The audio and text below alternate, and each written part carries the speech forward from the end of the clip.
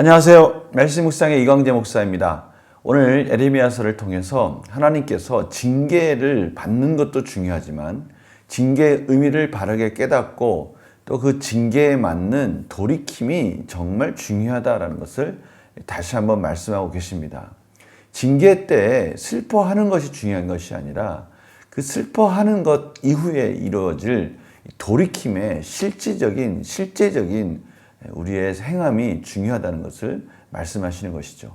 오늘 말씀을 통해서 저희들 삶 속에 또 하나님의 그 마음을 저희들이 깊이 깨닫는 그런 시간이 되었으면 합니다.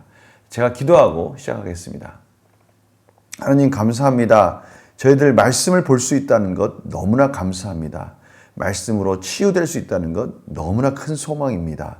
하나님이 공급해 주시는 이 놀라운 은혜들 바르게 깨달을 수 있도록 성령님 조명하여 주시옵소서. 감사드리며 예수님의 이름으로 기도드립니다. 아멘. 제가 예레미야 8장 13절에서 22절 말씀을 먼저 봉독해 드리도록 하겠습니다.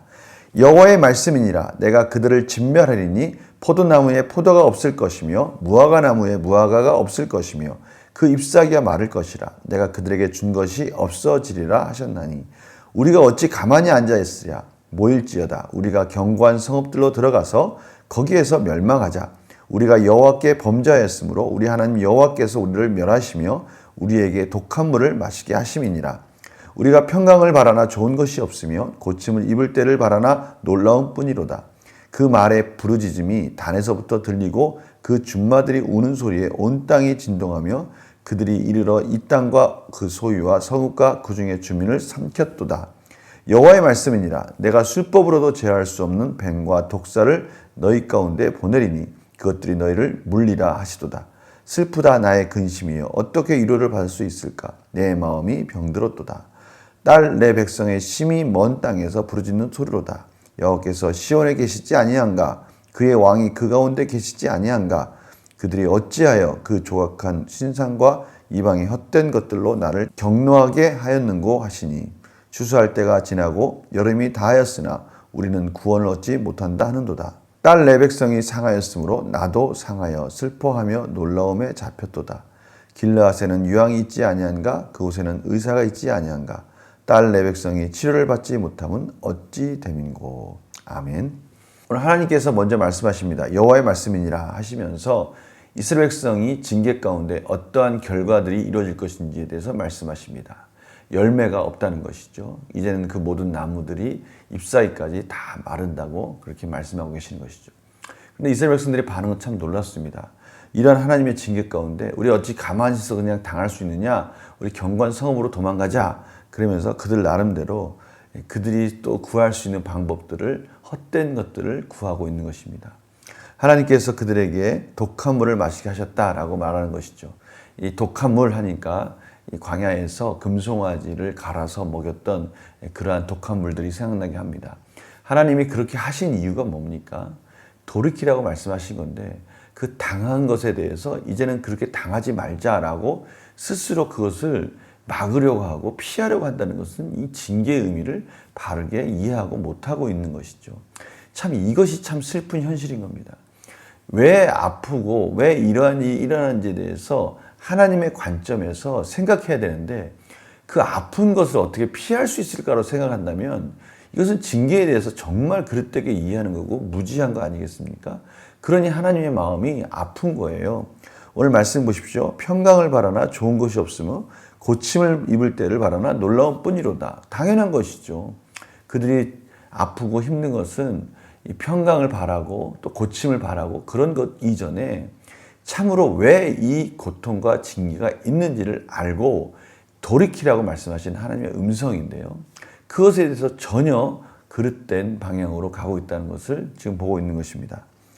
그래서요, 하나님께서 이렇게 말씀하십니다. 여호와의 말씀이니라. 내가 술법으로도 제어할 수 없는 뱀과 독사를 너희 가운데 보내리니 그것들이 너희를 물리라. 뱀 하면 무엇이 생각나십니까? 그렇죠. 광야에 이스라엘 백성들이 원망과 불평 속에서 하나님께서 불뱀을 보낸 사건이 생각납니다. 그때 하나님께서는 모세의 중재 기도를 통해서 구리뱀을 통해서 구원의 길을 열어주셨습니다. 그런데 오늘 말씀 보십시오.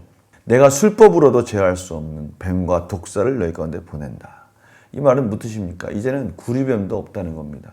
그들을 구원할 수 있는 어떠한 방법도 없다 이겁니다. 그 무슨 말이죠? 멸망시키겠다 이 말이 아니라 이 무서운 징계 메시지에 반응하라라고 지금 말씀하시는 것이죠. 이러한 상황 속에서 예레미야 선지자는 애가를 부릅니다. 슬프다 나의 근심이요. 어떻게 위로를 받을 수 있을까? 내 마음이 병들었도다. 어떻게 위로를 받을 수 있을까? 이 말은 위로받을 수 있는 것이 없다. 내 슬픔은 그 위로받을 수 있는 것을 뛰어넘는 감당할 수 없는 아픔이다. 내 가슴이 아프다라고 지금 표현하고 있는 것이죠.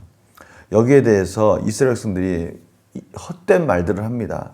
먼 땅에서 부르짖는 소리다. 여호와께서 시온에 계시지 아닌가. 여전히 지금 그들이 헛된 기대를 하고 있습니다. 여호와께서 여호와 하나님이 시온에 있지 않느냐, 우리의 성전에 있지 않느냐, 우리의 왕은 어디 있느냐라고 그렇게 그들이 헛된 부르짖음을 외치고 있습니다. 지금 이렇게 말할 때가 아니지 않습니까? 하나님께 돌이켜야 되는 거예요.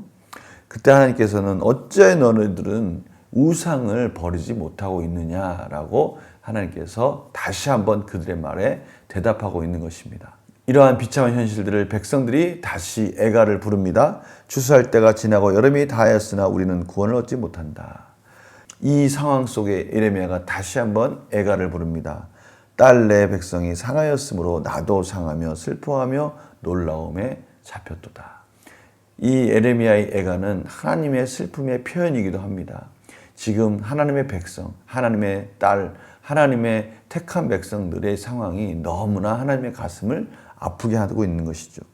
22절 참 중요합니다. 길르앗에는 유황이 있지 아니한가 그곳에는 의사가 있지 아니한가 딸 내 백성이 치료를 받지 못하면 어찌 됩니까? 이 치료라는 단어는 새로운 피부가 돋아난다는 의미가 있습니다. 이스라엘 백성들이 아프고 힘든데 그들은 그렇게 얘기하는 거예요. 길르앗에는 유황이 있지 아니하냐. 그 유황은 치료의 효과가 있다라고 알려져 있습니다. 이러한 것들이 있지 않는가. 의사가 있지 않느냐. 이렇게 말을 하고 있는데요. 실질적으로 그것이 그들에게 효과적으로 치료로서 작용하지 않는다는 건 뭡니까? 알고는 있는데 깨닫고는 있는데 이러한 것에 대한 확신은 있는데 그것에 대해서 돌이키지 않고 있으니 이것은 아무 의미가 없는 겁니다. 성도님들 예배 가운데 참여하면 은혜가 있고 성경 말씀을 배우면 참으로 효과적인 영적 성장이 있고 유익함이 있고 하나님의 풍성한 교제와 은혜가 있다는 것을 알면 뭐합니까? 그것을 실질적으로 해야 실질적인 영향이 있고 효과가 있는 거 아니겠습니까? 회개해야 실질적인 하나님의 은혜가 또 이스라엘 성들을 치료할 수 있는데 그런 것을 알고 있고 확신이 있는데 돌이키지 않으면 아무런 효과가 없는 것을 오늘 말씀을 통해서 가르쳐 주시는 것이죠. 오늘 이 말씀 저희들의 중요한 의미가 있습니다. 문제를 풀면서 같이 한번 또 풀어보도록 하겠습니다. 예레미야는 유다 백성을 향한 하나님의 심판이 어떻다고 말합니까? 그들의 심판은 열매가 없는 겁니다. 열매가 없다는 거예요. 그리고 점점 시들어가서 그들의 모든 하나님의 공급해줬던 그 모든 것들이 다 사라질 것이다 라고 말씀하시는 것이죠. 너무나 무서운 심판 아닙니까? 예레미야는 유다 백성을 징계하신 하나님의 마음을 어떻게 표현합니까? 18절 21절입니다. 슬프다 나의 근심이여 어떻게 위로를 받을 수 있을까? 내 마음이 병들었도다. 어떠한 것도 이제는 이 병든 마음을 치료해 줄 수 있는 것이 없다. 너무나 슬프다. 이 상황이 너무 슬프다라고 말씀하시고 있습니다. 또 21절입니다. 내 백성이 상하였으므로 나도 상하여 슬퍼하며 놀라움에 잡혔도다. 자식이 아프면 부모도 같이 아픈 거 아닙니까? 이 무서운 징계가 마치 하나님이 이스라엘 백성들을 징계하는 이 모습 속에는 하나님 편에서는 전혀 생각하지 않는, 하나님은 전혀 아프지 않는 일방적인 그런 고통이라 생각할 수 있지만 오늘 말씀을 통해서 하나님과 이스라엘 백성들이 긴밀히 연결되어 있고 이스라엘 백성들의 아픔은 하나님의 아픔이다라는 것을 지금 말씀하고 계시는 것이죠.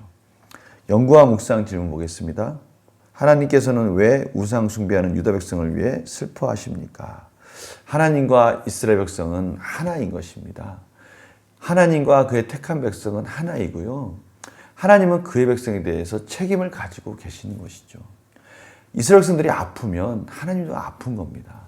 이스라엘 백성들은 그러한 하나님의 마음을 알고 하나님께서 돌이키라고 말씀하시는 것이죠. 이러한 이스라엘 백성들이 그저 하나님의 그러한 징계가 자신들에게만 미치는 슬픈 현실이라 생각하고 오히려 그것을 피하고자 한다면 이것은 너무나 우둔한 겁니다. 하나님의 마음을 알아야죠. 느낀 점은요, 우상 숭배의 죄를 인정은 하지만 끊어내지 못하는 유다 백성을 보면 무엇을 느낍니까? 바로 이 부분입니다. 알기만 알고 그것을 돌이키지 않으면 아무 효과가 없는 거예요. 이 약이 어떠한 치료와 효과가 있다는 것에 대해서 알고만 있으면 뭐합니까? 그것을 발라야죠. 그것을 발라서 그 효과를 거둬야 이 약이 되는 거 아닙니까? 지금 이스라엘 백성들이 하나님에 대해서 알고 이 징계에 대해서 알면 뭐합니까? 돌이켜야 그 효과가 있고요.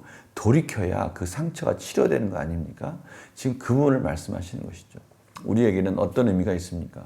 우리가 알고 있는 게 많으면 뭐합니까? 실질적으로 그것을 행해야 된다는 것이죠. 예배에 참석하면 좋지. 기도 많이 하면 참 좋지. 응답이 많이 있으면 우리 삶이 풍요롭지. 알면 뭐합니까? 실질적으로 기도에 해야 되죠. 실질적으로 기도에 나와야 되죠. 예배에 참석해야 되죠. 아, 신앙 공부 열심히 하면 믿음이 성장할 거야. 성경 통독 잘하면 하나님의 말씀을 더 깊이 이해하고 또 우리의 삶이 풍성해질 거야. 알면 뭐합니까? 성경 통독을 해야죠. 말씀 묵상을 해야죠. 이러한 것들에 대해서 우리는 참 아이러니하게도요, 이것이 너무나 큰 함정입니다. 알고 있으면 마치 그것에 대한 열매도 가지고 있다라고 착각을 하는 거예요. 아니에요. 알면 그 안 것을 가지고 실질적으로 해야죠. 이 부분에 대해서 제가 주일 오후에 드린 말씀 꼭 기억하십시오. 뜻을 정하고요. 하나님 편으로 돌이키기만 하면 하나님은 저희들을 도와주십니다. 근데 알고는 있는데 그것을 돌이키지 않고 뜻을 정하지 않으면 열매가 없습니다. 오늘 그래서의 결단과 적용은 하나님을 슬프시게 하는 내 모습은 무엇입니까? 하나님께서 주신 징계의 의미를 깨달으며 죄의 습관을 끊기 위해 무엇을 결단하겠습니까? 알고 실천해서 실질적인 열매까지 이어지는 결단이 우리 삶에 꼭 필요한 시간입니다. 뜻을 정하십시오. 하나님의 말씀이 풍성하고 그 말씀을 공부할 때, 그 말씀을 통독할 때, 그 말씀을 깨달을 때 하나님의 풍성한 관계 속에서 은혜의 축복이 우리 삶에 흘러 넘친다는 것을 알면 그대로 실천해야 그 풍성한 삶이 실제적으로 우리의 삶에 영향을 끼치는 것입니다. 이 부분에 대해서 오늘 하나님 말씀하신 이 메시지에 아멘하고 실천까지 가는 저들의 삶이 되기를 간절히 축원합니다. 제가 기도하겠습니다. 하나님, 저희들 삶 속에서 알면서도 실천하지 않는 우둔함이 아니라 알고 깨달으면 실천하는 데까지 나아갈 수 있도록 인도하여 주시옵소서. 감사드리며 예수님의 이름으로 기도드립니다. 아멘. 오늘 저희들이 구할 은혜의 제목이 있습니다. 하나님, 깨달으면 실천하는 데까지 나아가게 은혜를 허락하여 주시옵소서. 오늘 이 놀라운 은혜가 저희들 삶 속에 오늘 하루에 풍성히 넘치기를 간절히 소망합니다. 내일 또 뵙겠습니다. 안녕히 계세요.